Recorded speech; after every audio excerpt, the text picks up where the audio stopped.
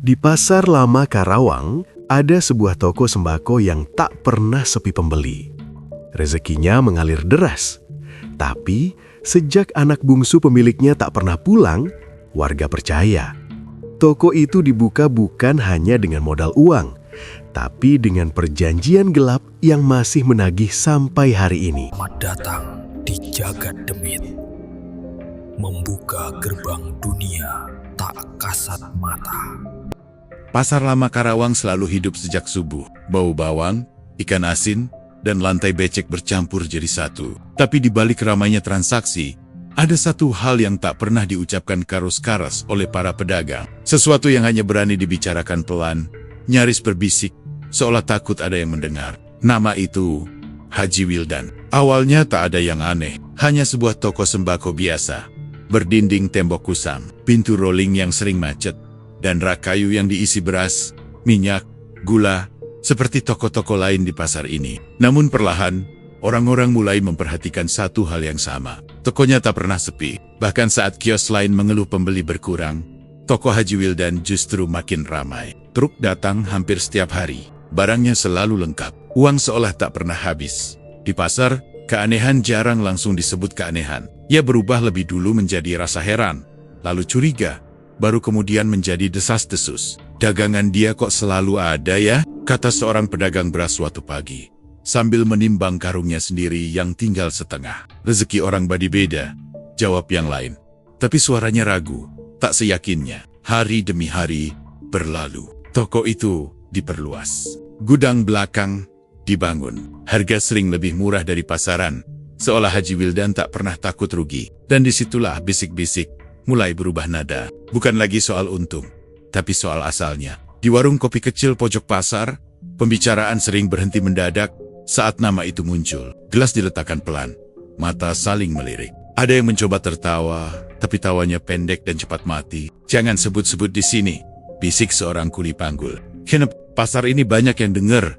Jawabnya, tanpa menjelaskan siapa yang dimaksud. Yang membuat warga makin tak nyaman, bukan hanya soal uang, tapi perubahan suasana di sekitar toko itu. Beberapa pedagang mengaku merasa tidak enak badan jika terlalu lama berdiri di dekat gudang belakang. Ada yang bilang dadanya sesak, ada juga yang merasa seperti diawasi, padahal tak ada siapa-siapa. Lu pernah ngerasa merinding gak kalau lewat situ malam-malam? Makanya gue muter. Nama Haji Wildan sendiri jarang terdengar langsung. Ia jarang ngobrol, jarang tertawa, selalu sopan, selalu rapi, selalu menunduk saat menyapa. Justru sikap itulah yang membuat orang makin tak berani bertanya. Ia terlalu tenang, terlalu tertutup, seolah menyimpan sesuatu yang tak ingin dilihat siapapun. Beberapa warga tua mulai menggingget-tingget cerita lama tentang pasar ini yang dulu berdiri di atas tanah rawa, tentang pedagang-pedagang yang dulu pernah kaya mendadak, lalu jatuh dengan cara yang tak wajar. Cerita-cerita itu tak pernah ditujukan langsung, tapi selalu berakhir pada kalimat yang sama. Di Karawang mah, rezeki besar pasti ada bayarnya. Dan sejak itulah, nama Haji Wildan tak lagi disebut sebagai pedagang sukses. Ia berubah menjadi tanda. Tanda untuk berhati-hati. Tanda untuk tidak iri. Tanda bahwa ada jalan cepat menuju kaya, tapi jalannya gelap dan sunyi. Tak ada yang berani memastikan. Tak ada yang punya bukti. Tapi di pasar ini, bisik-bisik lebih tajam dari tuduhan. Karena yang dibicarakan bukan soal hukum, tapi soal sesuatu yang dipercaya warga. Sejak lama, kalau rezeki datang terlalu deras, biasanya bukan tanpa tumbal. Dan sejak hari itu, setiap kali toko sembako Haji Wildan membuka pintunya di pagi hari, orang-orang tetap datang berbelanja. Tapi tak satu pun dari mereka berani menatap gudang belakang terlalu lama. Karena di Pasar Lama Karawang, semua orang tahu ada nama yang lebih baik disebut pelan-pelan saja. Atau lebih baik, tidak disebut sama sekali. Tak ada tanggal pasti kapan perubahan itu dimulai. Di Pasar Lama Karawang, segala sesuatu jarang terjadi tiba-tiba. Semuanya berjalan pelan, nyaris tak disadari. Sampai suatu hari orang-orang sadar bahwa mereka sudah berada di tengah keanehan. Begitu pula dengan toko sembako Haji Wildan. Ia tak berubah dalam semalam. Tapi ketika orang menoleh ke belakang, semuanya sudah berbeda. Awalnya hanya soal stok. Rak-rak yang dulu sering kosong kini selalu penuh. Beras berbagai merek, minyak goreng, gula, tepung, semuanya tersedia tanpa jeda. Saat kios lain kehabisan barang karena pasokan terlambat, toko Haji Wildan tetap melayani pembeli seolah distribusi tak pernah bermasalah. Truk datang subuh-subuh, bahkan sebelum pasar benar-benar hidup. Kadang satu truk belum pergi, truk lain sudah menyusul. Baru buka, udah bongkar barang lagi. Celetuk seorang pedagang sebelah, setengah bercanda. Haji Wildan hanya tersenyum tipis. Alhamdulillah, lancar. Kata lancar itu lama-lama terdengar janggal. Karena yang terjadi bukan sekadar lancar. Pembeli mengalir seperti diarahkan. Warung-warung kecil, rumah makan, bahkan kios di pasar lain lebih memilih belanja ke sana. Harga lebih murah, kualitas lebih baik, dan anehnya, Haji Wildan tak pernah terlihat panik soal untung rugi. Seolah uang bukan lagi sesuatu yang perlu dihitung dengan cermat.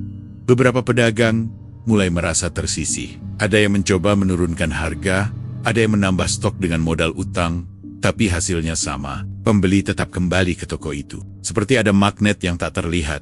Kayak ada yang narik orang ke situ aja.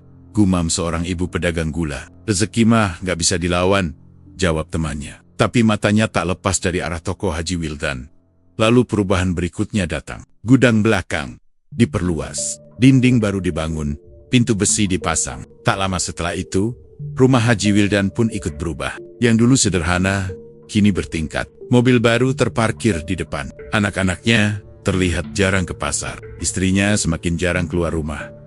Di tengah semua itu, Haji Wildan tetap muncul setiap pagi. Pakaiannya lebih rapi, sorban bersih, wajahnya tenang. Ia tak pernah memamerkan apapun. Justru ketenangan itulah yang membuat orang-orang makin tak berani bertanya. Tak ada kesombongan, tapi juga tak ada kehangatan. Seolah ia sedang menikmati sesuatu sendirian di warung kopi. Pembicaraan mulai berubah arah. Bukan lagi soal harga atau pasokan, tapi soal keberuntungan yang terlalu sempurna. Dulu dia sama kayak kita, kata seorang pedagang lama. Ya, makanya aneh, sahut yang lain pelan. Ada yang mencoba mencari penjelasan masuk akal. Mungkin jaringan distributor baru, mungkin pinjaman bank besar, mungkin warisan. Tapi semua dugaan itu selalu mentok. Tak ada yang benar-benar tahu, dan Haji Wildan tak pernah bercerita. Yang membuat warga makin resah adalah satu hal kecil yang terus berulang. Setiap kali uang hasil penjualan dihitung, Haji Wildan selalu masuk ke gudang belakang sendirian. Pintu ditutup. Kadang lama, kadang terdengar suara samar, seperti orang berbicara pelan. Bukan suara telepon, bukan juga suara dua orang dewasa. Lu denger nggak? Denger apa? Kayak suara anak kecil ketawa. Tak ada yang menertawakan cerita itu. Karena di pasar ini, orang sudah terlalu sering melihat rezeki datang dengan cara yang tak biasa. Dan mereka tahu, pusat rezeki yang muncul terlalu cepat biasanya bukan berkah yang datang tanpa alasan. Sejak saat itu, toko sembako Haji Wildan bukan lagi sekadar tempat belanja. Ia menjadi pusat uang berputar, pusat pembicaraan, dan tanpa disadari, pusat ketakutan yang belum berani disebutkan namanya. Dan di Pasar Lama Karawang, ketika satu tempat menjadi pusat rezeki, orang-orang hanya menunggu satu hal berikutnya. Harga apa yang kelak harus dibayar?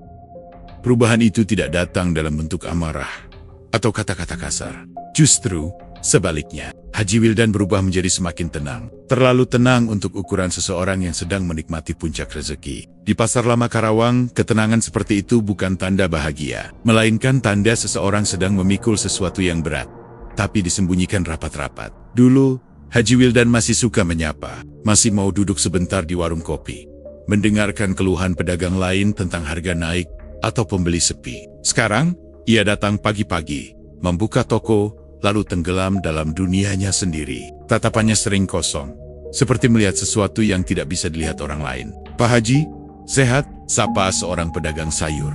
Insya Allah, jawabnya singkat, tanpa menatap.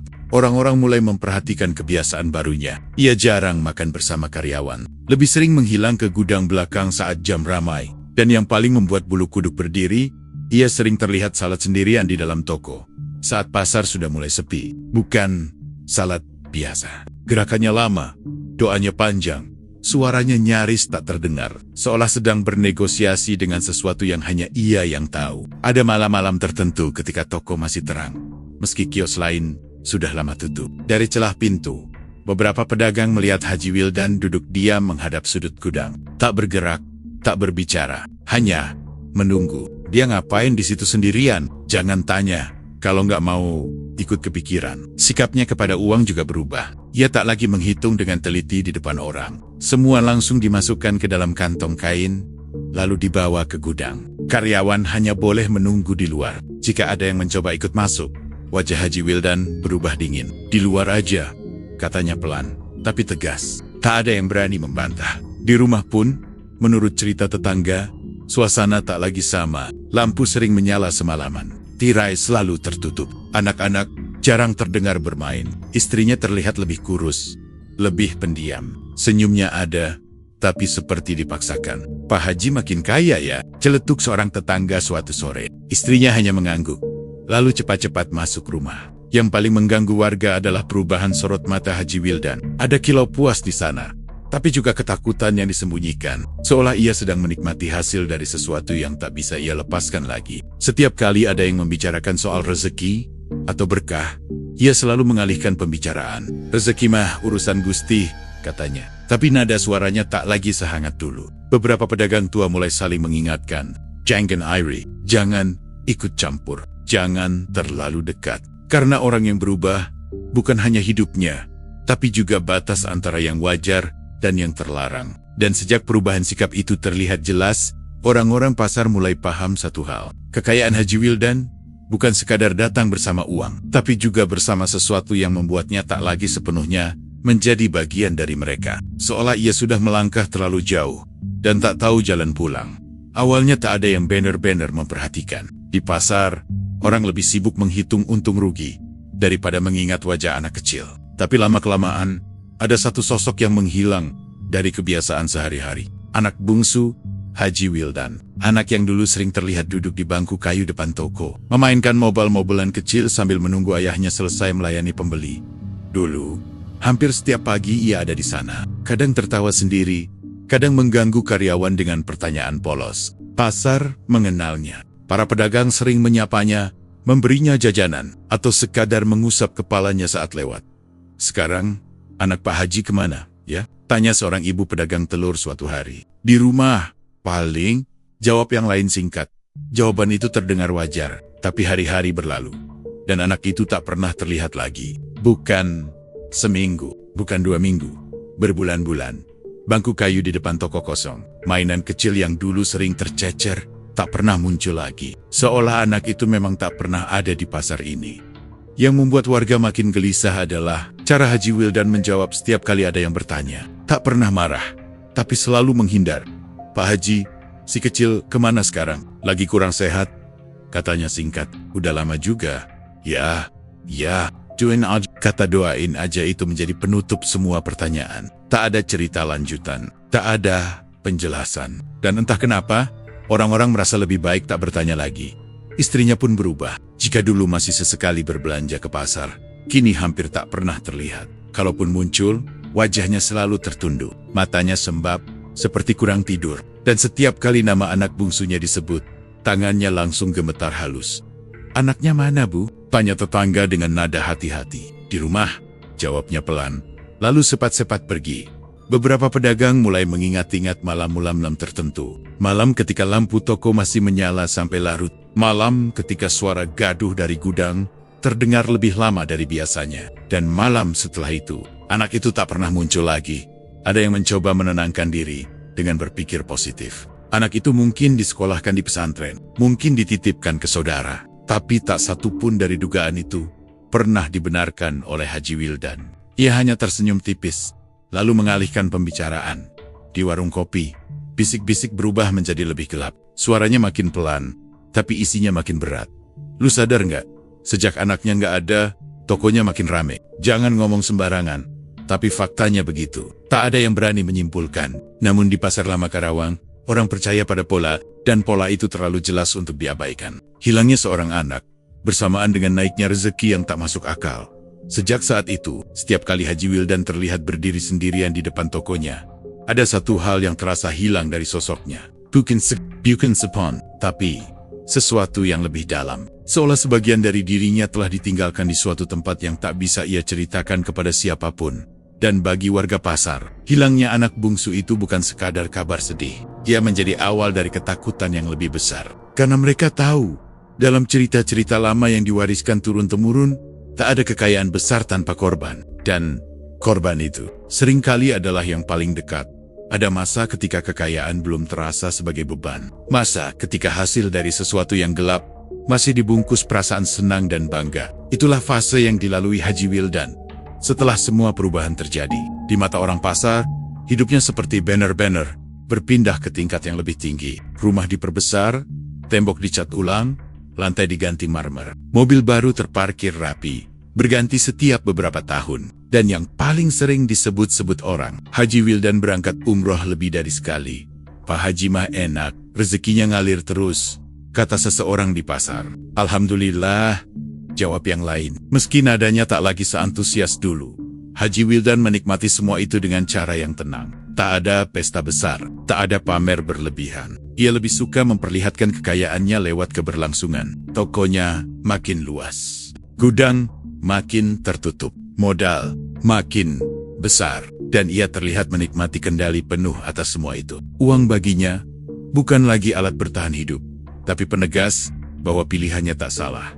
Setiap pagi, ia datang lebih awal, memeriksa stok, mengatur alur keluar masuk barang, menyimpan uang hasil penjualan ke tempat yang hanya ia yang tahu. Senyum tipis sering terlihat di wajahnya. Senyum orang yang merasa telah memenangkan sesuatu. Sekarang mau apa aja bisa, katanya suatu hari. Entah kepada siapa. Karyawan hanya mengangguk, tak berani menanggapi.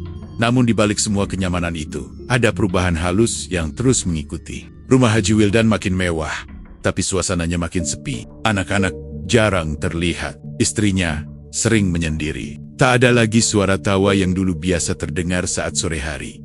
Di pasar, orang-orang melihat kontras yang aneh. Siang hari, toko sembako itu seperti pusat berkah. Malam hari, tempat itu terasa berat, sunyi, dan dingin. Beberapa pedagang yang pernah melewati toko itu setelah maghrib mengaku langkahnya terasa berat. Seperti ditahan sesuatu. Lu ngerasa nggak kalau lewat situ malam-malam? Makanya gue cepet-cepet. Haji Wildan sendiri seolah menutup mata pada semua itu. Ia sibuk menikmati hasil yang ia peroleh. Ia menyumbang ke masjid. Ia membantu tetangga tertentu. Namanya disebut sebagai orang dermawan. Tapi kebaikan itu terasa selektif. Seolah hanya dilakukan untuk menenangkan hati sendiri. Di rumah, menurut cerita tetangga, ia sering duduk lama di ruang tengah. Memandangi tumpukan uang atau catatan usaha. Tak berbicara. Tak tersenyum lebar. Hanya menikmati keberhasilan dengan cara yang dingin dan sunyi. Akhirnya kebayar juga semua capek, katanya suatu malam. Tak ada yang menjawab. Fase ini adalah masa ketika segalanya terasa terkendali. Ketika bayaran belum datang. Ketika suara-suara ganjil masih bisa diabaikan. Ketika kehilangan dianggap sebagai pengorbanan yang sudah lewat. Haji Wildan percaya, selama ia patuh dan menepati apa yang diminta, semua akan baik-baik saja. Dan di pasar lama, Karawang, orang-orang mulai menyadari satu hal. Senang menikmati kekayaan adalah fase paling berbahaya. Karena saat itulah seseorang merasa aman, merasa menong, dan lupa bahwa dalam perjanjian gelap, kebahagiaan hanyalah jeda sebelum penagihan dimulai.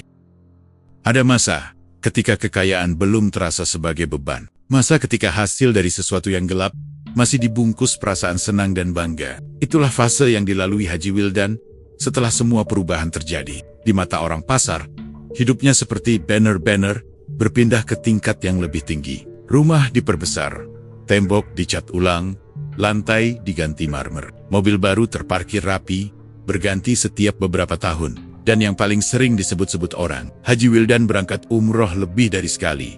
Pak Haji mah enak, rezekinya ngalir terus, kata seseorang di pasar. Alhamdulillah, jawab yang lain. Meski nadanya tak lagi seantusias dulu, Haji Wildan menikmati semua itu dengan cara yang tenang. Tak ada pesta besar, tak ada pamer berlebihan. Ia lebih suka memperlihatkan kekayaannya lewat keberlangsungan. Tokonya makin luas, gudang makin tertutup, modal makin besar, dan ia terlihat menikmati kendali penuh atas semua itu. Uang baginya bukan lagi alat bertahan hidup, tapi penegas bahwa pilihannya tak salah. Setiap pagi, ia datang lebih awal, memeriksa stok, mengatur alur keluar masuk barang, menyimpan uang hasil penjualan ke tempat yang hanya ia yang tahu. Senyum tipis sering terlihat di wajahnya. Senyum orang yang merasa telah memenangkan sesuatu.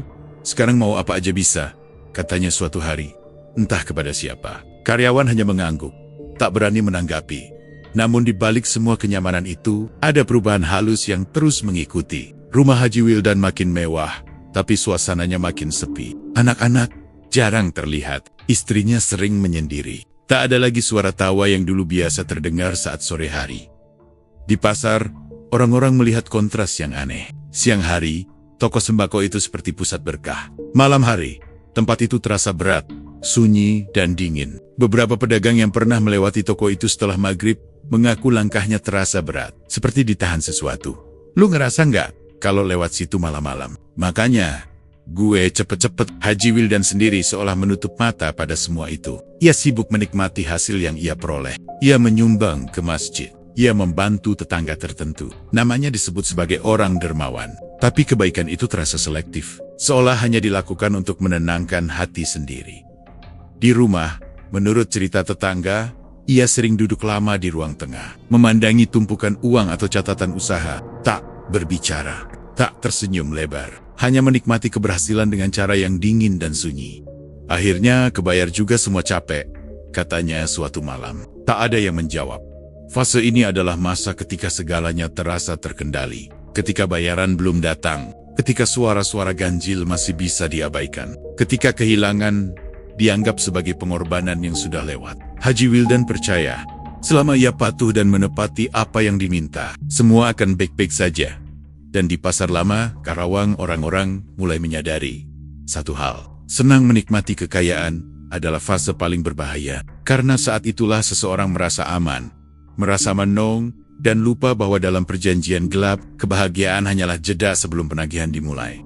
Bisik-bisik itu tidak muncul tiba-tiba. Ia tumbuh perlahan, seperti jamur di tempat lembab. Awalnya hanya keluhan kecil, lalu berubah menjadi cerita yang saling menguatkan satu sama lain. Semua bermula dari gudang belakang toko sembako Haji Wildan, tempat yang sejak lama tak pernah banner-banner, terbuka bagi siapapun selain dirinya.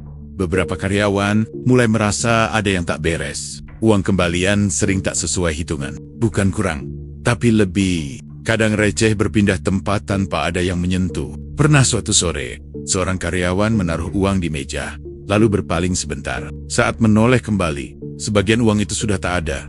Barusan di sini kan? Iya, gue juga lihat. Awalnya mereka menuduh satu sama lain, tapi tak ada yang berani banner-banner menuduh. Karena setiap kali ada kejanggalan, Haji Wildan selalu muncul dari arah gudang dengan wajah tenang, seolah tahu apa yang sedang terjadi. Sudah, kerja lagi, katanya pelan. Uang yang hilang tiba-tiba kembali.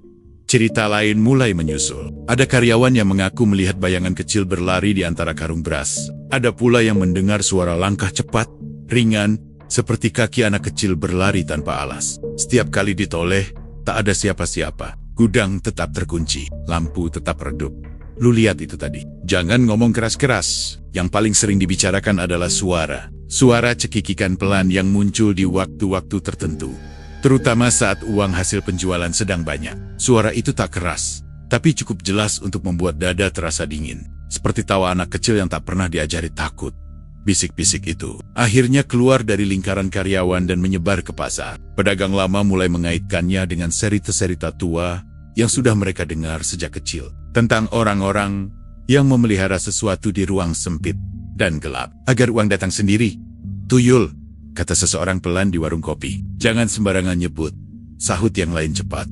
Nama itu tak pernah diucapkan keras. Tapi sejak saat itu, setiap kejanggalan selalu kembali ke satu dugaan yang sama. Gudang belakang itu bukan sekadar tempat menyimpan barang. Ia adalah ruang perjanjian. Tempat sesuatu dipelihara dan diberi makan, agar rezeki tetap mengalir. Beberapa pedagang mengaku pernah mencium bau anyir saat melewati gudang. Bukan bau bangkai, bukan bau darah, tapi bau lembab yang membuat mual. Bau yang tak cocok dengan sembako. Lu yakin itu bau beras? Beda. Haji Wildan sendiri semakin sering menghabiskan waktu di gudang. Kadang masuk sendirian membawa bungkusan kecil. Kadang keluar dengan wajah puas, seolah baru memastikan sesuatu berjalan sesuai rencana. Tak pernah ada yang berani bertanya. Sekali waktu, seorang karyawan nekat bertanya pelan, "Pak Haji, di gudang ada apa sih?" Haji Wildan menatapnya lama. "Terlalu lama, kerja aja yang bener," jawabnya akhirnya. Sejak malam itu, karyawan itu mengundurkan diri. Bisikan tentang tuyul semakin menguat, meski tak ada satupun yang bisa membuktikan. Tapi di Pasar Lama Karawang, bukti bukanlah yang utama. Pola jauh lebih dipercaya. Dan pola itu jelas, Wang. Datang terlalu mudah. Gudang terlalu tertutup. Dan suara anak kecil terlalu sering terdengar. Dan bagi warga pasar, satu hal menjadi semakin pasti. Jika memang ada tuyul yang dipelihara di dalam gudang itu, maka apa yang sudah diberikan Haji Wildan sebagai gantinya? Pasti bukan sesuatu yang kecil.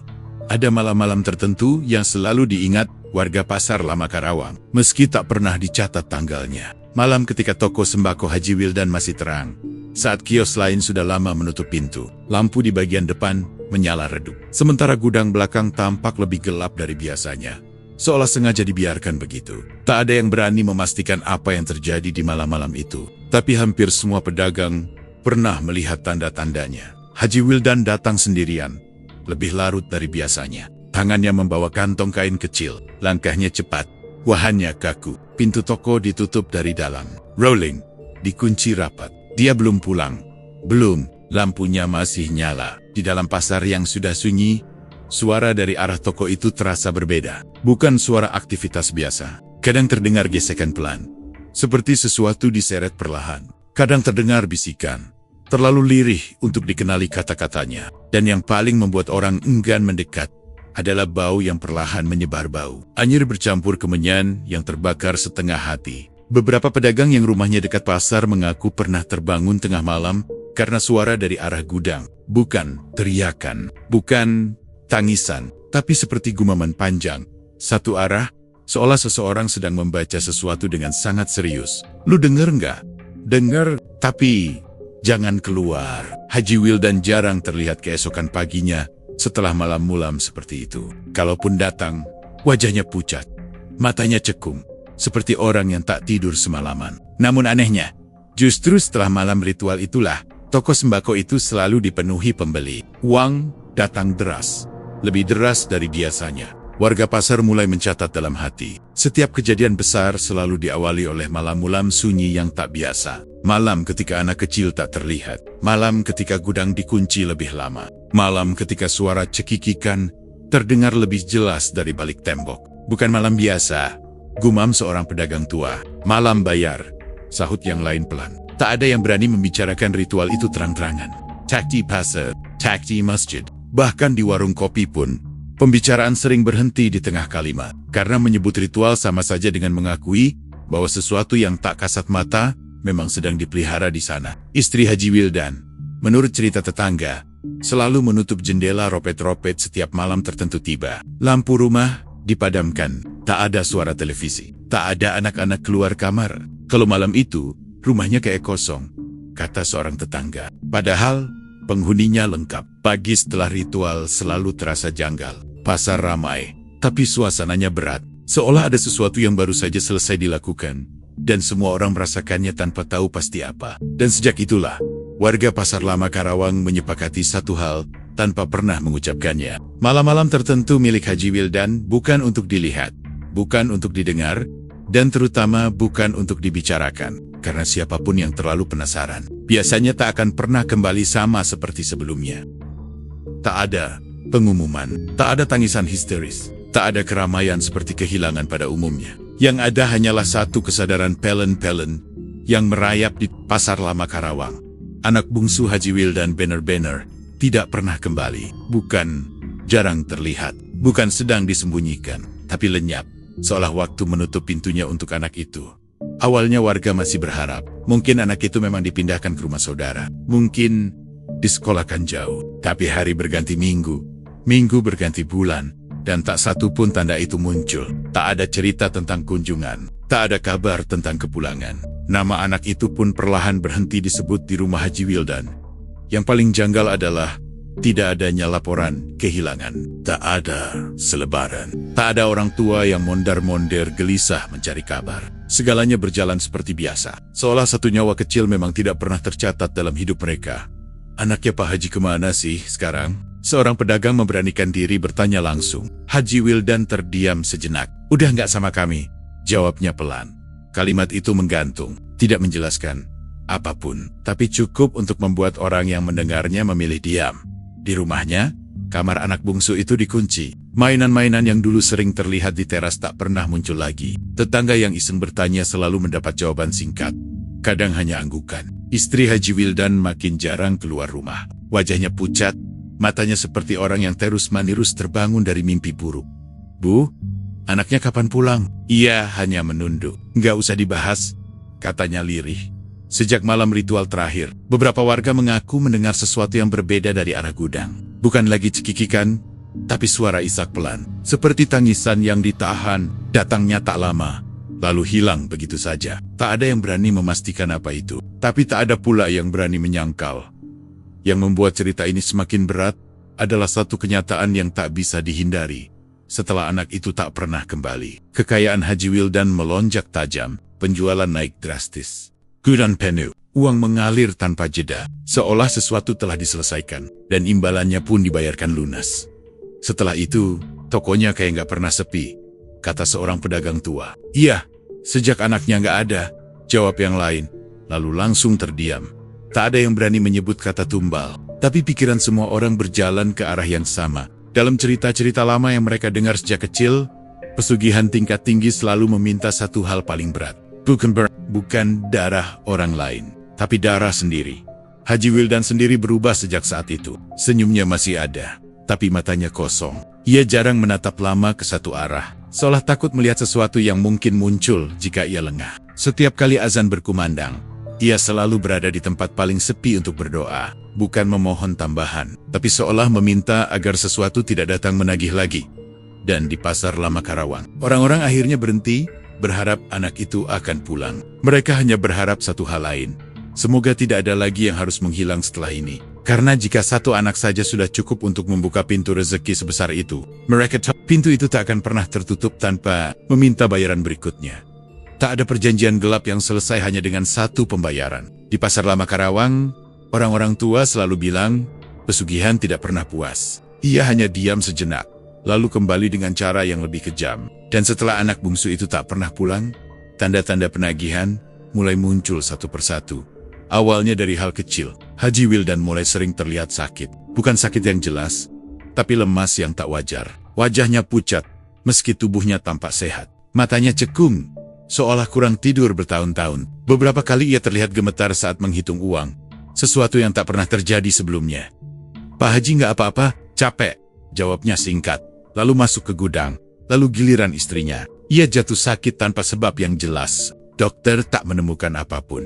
Obat diminum, tapi tubuhnya tetap melemah. Malam-malam rumah itu sering terdengar gaduh, bukan suara bertengkar, tapi suara orang mengigau, menyebut nama yang sama berulang-ulang. Pulang, pulang, tak ada yang tahu nama siapa yang dipanggil.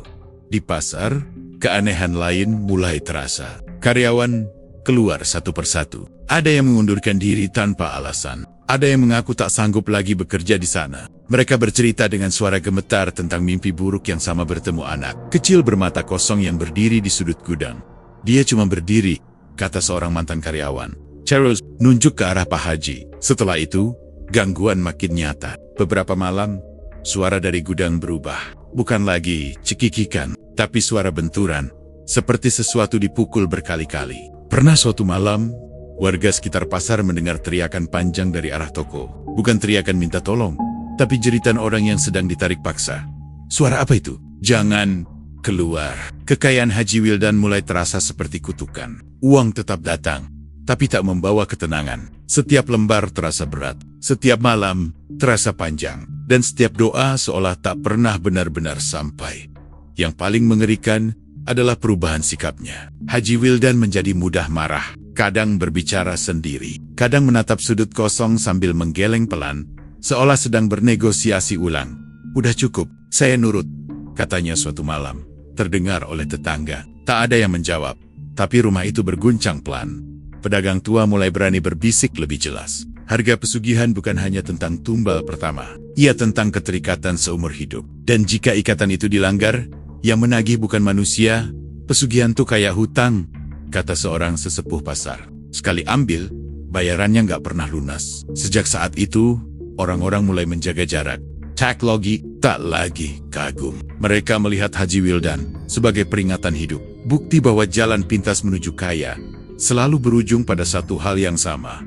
Kehilangan yang terus berulang dan di jagat demit. Ketika harga pesugihan mulai menagih, tak ada lagi tempat bersembunyi, karena yang datang bukan untuk meminta, tapi untuk mengambil waktu berjalan. Seperti biasa di Pasar Lama Karawang, matahari tetap terbit, pedagang tetap membuka lapak, pembeli tetap datang membawa daftar belanja, dan di tengah semua itu, satu hal tetap berdiri seperti tak tersentuh apapun, toko sembako milik Haji Wildan. Tokonya masih buka, rak-raknya masih penuh, gudangnya masih tertutup rapat, truk masih datang, meski tak sesering dulu, uang masih berputar, meski tak lagi membawa senyum. Dari luar, semuanya terlihat normal, bahkan terlalu normal untuk sebuah tempat yang menyimpan begitu banyak cerita. Namun, orang-orang pasar tahu, ada yang berubah. Nama Haji Wildan tak lagi disebut dengan kagum. Ia kini diucapkan pelan, seringkali diakhiri dengan helaan napas. Sebuah nama yang lebih sering dihindari daripada dipanggil. Masih buka tokonya? Masih. Tapi jangan lama-lama di situ. Haji Wildan sendiri jarang terlihat. Jika muncul, langkahnya lambat. Tubuhnya kurus. Wajahnya seperti menua bertahan-tahan dalam waktu singkat. Ia tak lagi menyapa. Tak lagi duduk lama di toko. Seolah hanya datang untuk memastikan satu hal, bahwa apa yang ia janjikan masih berjalan. Gudang belakang tetap menjadi bagian paling sunyi. Tak ada yang berani mendekat. Bahkan kucing pasar pun jarang terlihat melintas di sana. Kadang, saat malam benar-benar sepi, warga sekitar mengaku mendengar suara pelan dari balik tembok. Bukan lagi tawa, bukan lagi tangisan, tapi seperti bisikan panjang yang tak pernah selesai. Dengar nggak? Udah, jangan dengerin. Tak ada penutupan resmi, tak ada pengakuan, tak ada kebenaran yang bisa dibuktikan. Yang tersisa hanyalah cerita yang diwariskan dari mulut ke mulut. Cerita tentang rezeki yang datang terlalu cepat, tentang anak yang tak pernah pulang, tentang kekayaan yang dibayar dengan ketakutan seumur hidup. Dan sampai sekarang, toko itu masih berdiri. Orang-orang masih belanja di sana, karena kebutuhan seringkali lebih kuat daripada rasa takut. Tapi setiap orang yang masuk, keluar dengan langkah sedikit lebih cepat. Tak ada yang berlama-lama, tak ada yang menoleh ke gudang belakang. Di Pasar Lama Karawang, kisah Haji Wildan telah menjadi pengingat bahwa dalam hidup, ada jalan yang terlihat lapang, tapi berujung sunyi. Ada rezeki yang datang deras, tapi meninggalkan lubang yang tak bisa ditutup apapun. Dan seperti kisah-kisah lain di jagat demit, cerita ini tak benar-benar berakhir. Karena selama toko itu masih buka, dan selama namanya masih diingat dengan rasa takut, perjanjian itu diyakini masih berjalan.